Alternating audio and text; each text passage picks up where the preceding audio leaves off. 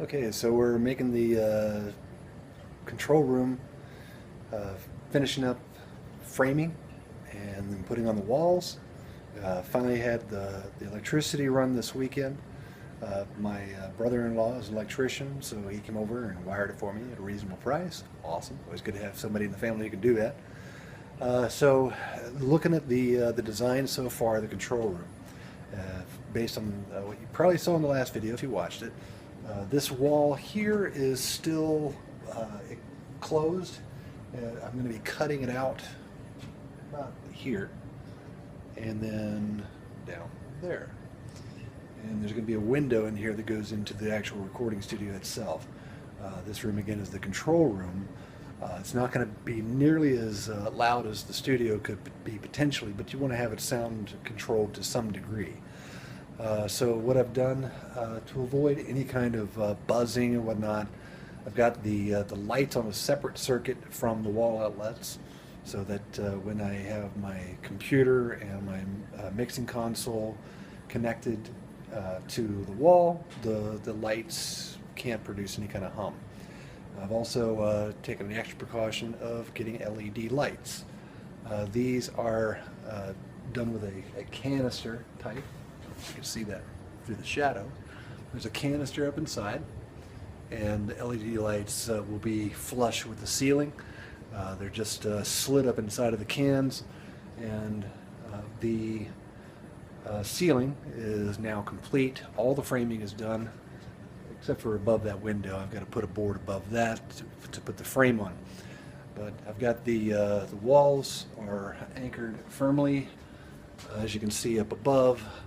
The wall brackets anchor the top board to the floor joists above without having a direct connection of this 2x4, so that if the wall resonates and the vibration enters the wood, the metallic connection wood to wood will break the resonance of the lower frequencies at the very least.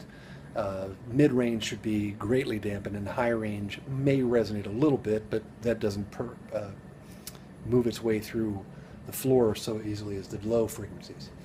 So as you can see here, I'm stepping away to where the doorway is. I've got the taper angle to the back of the room.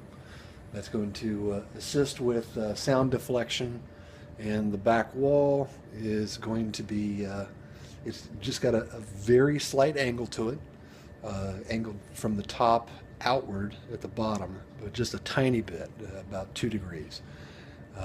The effect of that, of course, is you're not going to have a standing wave as easily as you will in a perfectly parallel wall environment. The light switch and whatnot are connected here. I don't know if you can see that from where you're at. Yeah, here we go. So this is a dimmer switch, LED dimmer. So it's got a slider on the side here, so the bright lights get much brighter. I've got it all the way down at the moment, and of course off. When you look at the construction here, as you can see, also, let me get a little more light on it.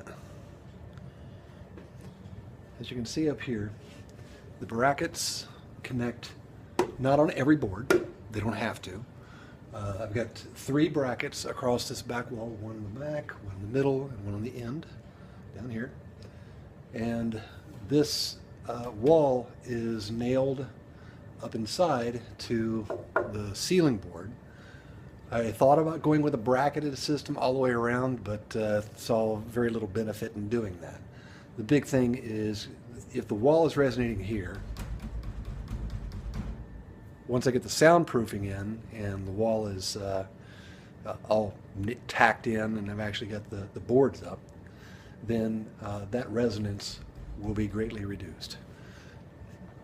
So the next step is I'm going to be putting on the outer wall throughout around the whole room, and then once I've got the outer wall on, then I'll start soundproofing it. I've gone with Roxol's Safe and Sound soundproofing and fire retardant insulation. I think that'll serve my purposes best. So I'll post a video once we get going with the soundproofing and we get it all started. Maybe when the first walls are done, and see if I have made any good progress on that window. I'm not a carpenter by any means, but I think I can figure out how to do it. Thanks for watching. Have a great day.